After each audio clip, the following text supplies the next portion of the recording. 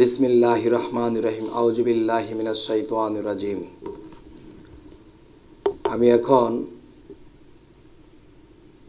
লালন ফকির এবং জালালউদ্দিন খাঁ এই দুইজন ব্যক্তি বাংলাদেশের মধ্যে বিখ্যাত লেখক, বিখ্যাত গান যারা লিখছেন, এই বাংলাদেশে যারা আরও যারা কবি, সাহিত্যিক এবং বাউল কবি যারা গান লিখছে, তাদের লেখার তুলনায় জালালউদ্দিন খাঁ ময়মনসিংহ এবং কুষ্টিয়া লালন ফকির এই দুইজনের মতো এত সুন্দর লেখা আর এত তত্ত্বজ্ঞানের কথা লেখা আমরা পাইনি। তবে দেখব যে লালন ফকির এবং জালালউদ্দিন খাঁ তারা এত বিখ্যাত হইলেন। আমি প্রথমে জালালউদ্দিনের একটা উল্টা তত্ত্ব আমি ব্যাখ্যা করার চেষ্টা করব এবং লালন ফকিরের একটি গান ব্যাখ্যা করার চেষ্টা করব ইনশাল্লাহ। জালালউদ্দিন খাঁ তিনি একটি কবিতাতে লিখছেন উল্টা তত্ত্বে, উল্টা কথা ভাও করে দাও ওহে আমার গুরুদন, জন্মের আগে খাইতে গেলাম ভূতের বাড়ি নিমন্ত্রণ। যারে দিয়া দুনিয়া আলো সে কেন গো দেখতে কালো, সাপের মণি ব্যঙ্গে নিল ময়ূর পলাই কি কারণ। যে উল্টা কথা ভাও করে দাও ওহে আমার গুরুদন, জন্মের আগে খাইতে গেলাম ভূতের বাড়ি নিমন্ত্রণ। আমার জন্মই হয় নাই, আমি ভূতের বাড়ি নিমন্ত্রণ কি করে খাইলাম? তাহলে শর্টকাট বলতে হবে, যেহেতু আমি দুইটা গানের ব্যাখ্যা করব, যে জন্মের আগে খাইতে গেলাম ভূতের বাড়ি নিমন্ত্রণ, তার মানে আমি তো জন্মই হয় নাই, তাহলে ভূতের বাড়ি নিমন্ত্রণ কিভাবে খাইলাম? আমার পিতার যে দেহটা বা শরীরটা, এটাই একটা ভূত বা এটা একটা দেহ, এই দেহ করে আমি ছিলাম। তাহলে আমি জন্ম নেই নাই, কিন্তু সেই ভূতের বাড়িতে নিমন্ত্রণেই ছিলাম। এর পরের বিষয়টি হলো, যারে দিয়া দুনিয়া আলো সে কেন গো দেখতে কালো। যদি বাহ্যিকভাবে এটার ব্যাখ্যা করা হয়, তাহলে আমি দুনিয়াকে অন্ধকার দেখতাম যদি আমার চোখের মণি দুইটা সাদা হইতো, আর আমি যারে দিয়া জগৎটাকে আলো দেখি, আর সেই চোখের মণিটা কালো, আর চোখের মণিটা কালো বলেই আমি জগৎটাকে আলো দেখি। তো বাহ্যিকভাবেই বলে গেলাম, এটার আধ্যাত্মিকতা আরও রহিয়া গেছে, যে যারে দিয়া দুনিয়া আলো সে কেন গো দেখতে কালো। তাহলে আমার চোখের মণি যদি দেখতে সাদা হইতো, তাহলে আমি জগতের আলো দেখতাম না, আর কালো বলেই আমি আলোটা দেখি। সাপের মণি ব্যঙ্গে নিল ময়ূর পলায় কি কারণ।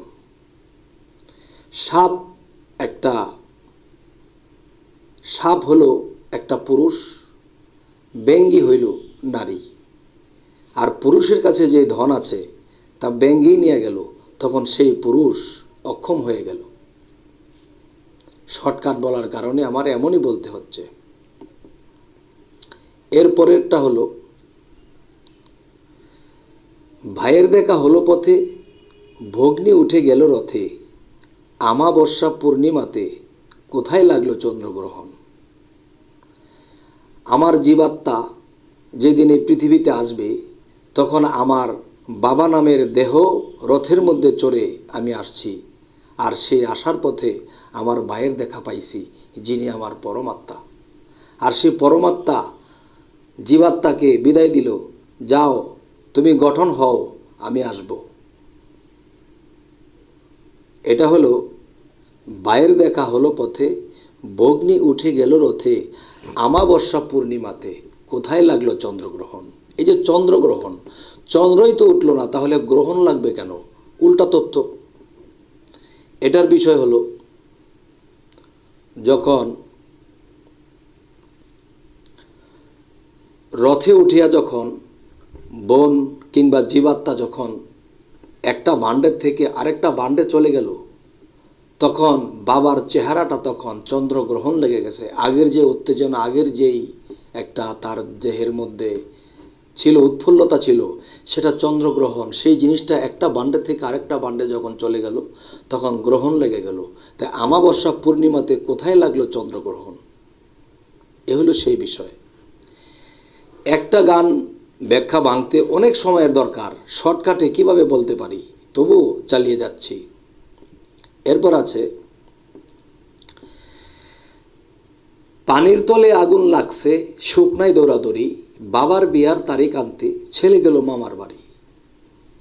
যে পানি, আমার যে আল্লাহ, নবী, আদম তিনজনে মিললে একদম আমার পানির স্থানটা আমার পৃথিবী, আমার নাভিকুণ্ডের নিচে।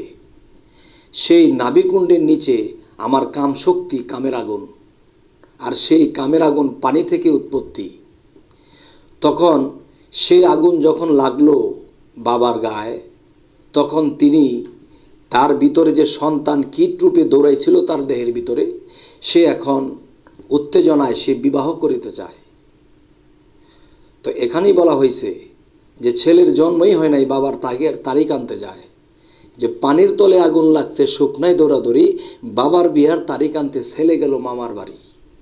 মামার বাড়ি বলতে কি, যে এ মাথা লেখতে প্রথম ম, তাই এটাকে মামার বাড়ি বলা হয়েছে।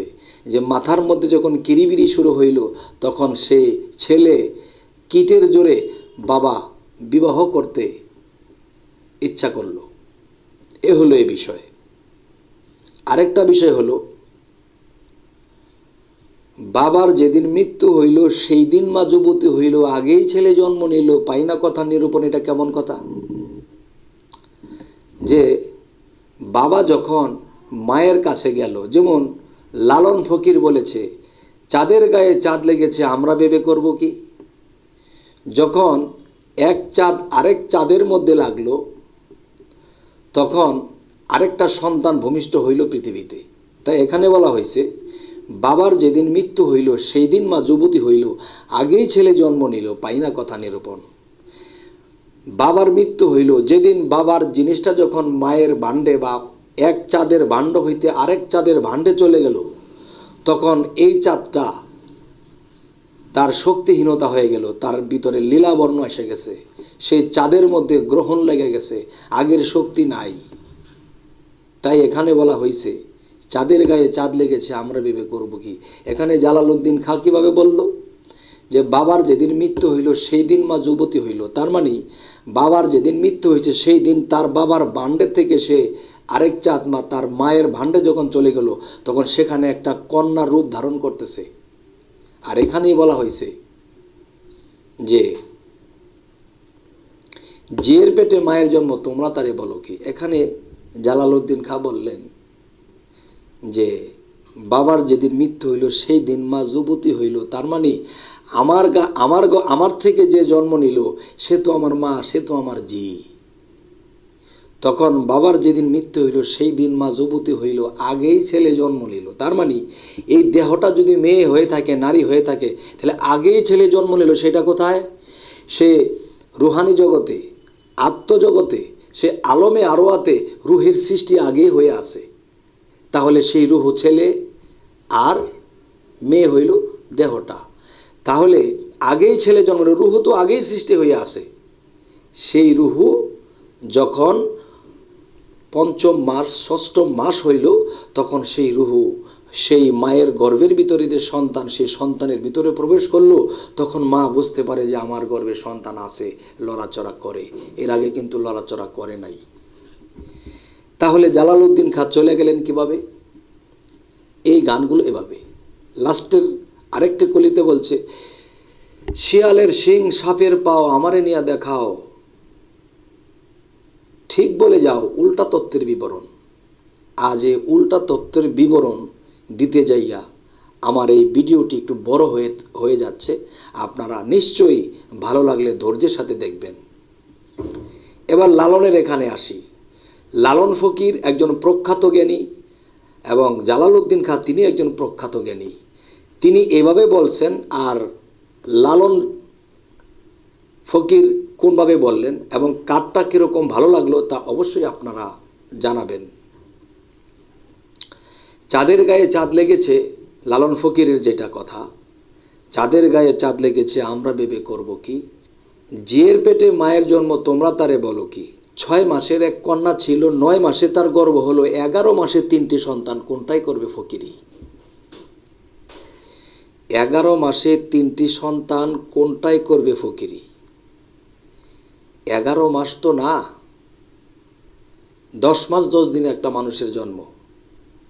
কিন্তু 11 মাস কেন বলা হইল? যে 10 মাস 10 দিনের যে 10টা দিন, সেই 10টা দিনের 10 দিন যখন আগামী মাসের পায়ে গেল, ওই আগামী মাসের চাঁদ পায়ে গেল, সেই হিসেবে 11 মাসে 3টি সন্তান, কোনটাই করবে ফকিরি? চাঁদের হিসাবে 11 মাস। তো 3টি সন্তান কি কি? এই 3টি সন্তান জ্ঞান, মন, বিবেক। এই 3টি সন্তান যখন একটা মানুষের মধ্যে আসা যায়, তখন এই 3টি সন্তানের মধ্যে কোন সন্তানটি ফকিরি করবে? সেই সন্তানটি হলো জ্ঞান সন্তান। যার জ্ঞান নাই তার কিচ্ছু নাই, এবং জ্ঞানেই করবে ফকিরি। তো উপরে বলা হইল জিয়ের পেটে মায়ের জন্ম। আসলে জিয়ের পেটে মায়ের জন্মে যে যাই কিছু বলুক, আর আমি বলবো যে জি যে বিষয়টা, এখন জিয়ের পেটে মায়ের জন্ম, জি লিখতে বরিকার্য, জল লিখতে বরিকার্য। তাহলে জলের পেটে মায়ের জন্ম, তার মানে মাটির জন্ম। তাহলে জিয়ের পেটে মায়ের জন্ম, তার মানে জলের পেটে মায়ের জন্ম। যে সাগরে পানি যখন উত্তাল হয়েছে, সে উত্তাল পানির ফেনা থেকে ফেনা হইতে হইতে হইতে হইতে ফেনা হইতে হইতে তখন সেই ফেনা থেকে মাটির সৃষ্টি হয়েছে, এবং মাটির সৃষ্টি যখন হয়েছে তখন একজন মানুষের আকৃতি ধারণ করছে। তখন এখানেই বলা হয়েছে যে জিয়ের পেটে মায়ের জন্ম তোমরা তারে বলো কি, 6 মাসের এক কন্যা ছিল, 9 মাসে তার গর্ভ হইল, 11 মাসে 3টি সন্তান, কোনটাই করবে ফকিরি? জিয়ের পেটে মায়ের জন্ম তোমরা তারে বলো কি, 6 মাসের এক কন্যা ছিল, 9 মাসে তার গর্ভ হইল। 6 মাসের কন্যাটাই হলো যখন মায়ের পেটে যখন সেই বাচ্চাটা বড় হইল, একজন মানুষের সাইজ হইল, তখনই আত্মা, 5টা আত্মা যখন এখানে জীবিত হইল, জীবাত্মা, পরমাত্মা, আত্মা, রামেশ্বর, বোধাত্মা, পেতাত্মা, সমস্ত আত্মা যখন একাত্র হইল, তখন এই বাচ্চাটা লড়ল এবং জ্ঞান বিবেক আসলো সেই 10 মাস 10 দিন পরে, যাকে 11 মাস বলা হয়েছে। এরপরে আসি যে ঘর আছে তার দরজা নাই, মানুষ আছে তার বাক্য নাই, কে তাহার আহার যোগায়, কে দেয় তাহার সন্ধ্যাবাতি। লালন সাই ফকিরে বলে, মা কে ছুঁইলে ছেলে মরে, এই 3 কথার অর্থ নইলে তার হবে না ফকিরি। ঘর আছে তার দরজা নাই, মানুষ আছে তার বাক্য নাই, এটা 2টা ব্যাখ্যা হয়। বাহ্যিকভাবে যদি আসি, একজন কামেল, একজন পীর ফকিরের যখন মাজার হয়, তখন এখানে সেই মাজারের কোনো দরজা থাকে না। কে দেয় তাহার সন্ধ্যাবাতি, এখানে সন্ধ্যাবাতি কে দেবে? ভক্ত ছাড়া। এ হলো বাহ্যিক। আর আধ্যাত্মিকে যদি যাই, তাহলে মায়ের গর্ভে যেই মাতৃ যে একটা স্থান আছে যেখানে সন্তান জন্ম নেয়, সেই জায়গাটার কোনো দরজা নেই, সেই জায়গাটির কোনো দরজা নেই। কে দেয় তাহার সন্ধ্যাবাতি, এটা সমস্ত কিছু স্রষ্টা নিজেই তার কর্মচারী দিয়া করতেছেন। এ হলো মায়ের গর্ভে যখন বাচ্চাটা বাচ্চা থলের মধ্যে থাকে, তখন তার কোনো দরজা কপট কোনো কিছু থাকে না।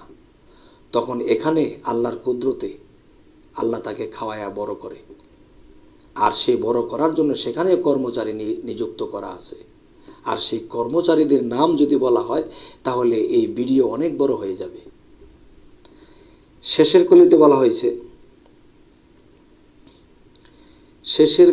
বলা হইল, লালন সাই ফকিরে বলে, মাকে ছুঁইলে ছেলে মরে, এই 3 কথার অর্থ নইলে তার হবে না ফকিরি। মাকে ছুঁইলে ছেলে মরে যে বিষয়টা, মাকে ছুঁইলে ছেলে বাঁচবে, ছেলে মরবে কেন? তাহলে বোঝা গেল যে মাটির দেহ নিয়া একজন মুর্শিদ, একজন গুরু মাটির দেহ নিয়া তার মায়া দয়া সমস্ত কিছু আছে। যেমন একটা গুরুর কাছে একজন ভক্ত অনেক বড় আউলিয়া হয়, কিন্তু এই আউলিয়া কিছু আইন কানুন না মানিয়া চলার কারণে এই আউলিয়া একদিন সেই গুরুর চরণেই ধ্বংস হয়ে যাবে। কেমন? পানির মধ্যে লবণের সৃষ্টি হয়, তাহলে সেই লবণ ধ্বংস হয় কোথায়? সেই পানিতেই। তাহলে একটা আউলিয়ার উৎপত্তি একজন গুরু মুর্শিদের কাছে হয়, এবং সেই গুরু মুর্শিদের কাছেই যদি সে তার আইন কানুন সমস্ত কিছু না মানে এবং উল্টাপাল্টা চলে, তখন তার নিষ্পত্তি বা ধ্বংস সেখানেই হবে। আর এখানেই বলা হয়েছে, এই 3 কথার অর্থ নইলে তার হবে না ফকিরি। আজ আমি 2 জন মহাকবির 2টা কবিতা উল্টা তত্ত্ব ভাঙতে যাইয়া আমার একটু সময় বেশি লেগে গেল। অবশ্যই আমাদেরকে জানাবেন যে কেমন লাগলো। সামনে যেন আরও ভালো কিছু বলতে পারি, এই আশীর্বাদটুকু আমাদেরকে দিবেন। আমি এই বলেই রাখলাম। আল্লাহ হাফেজ।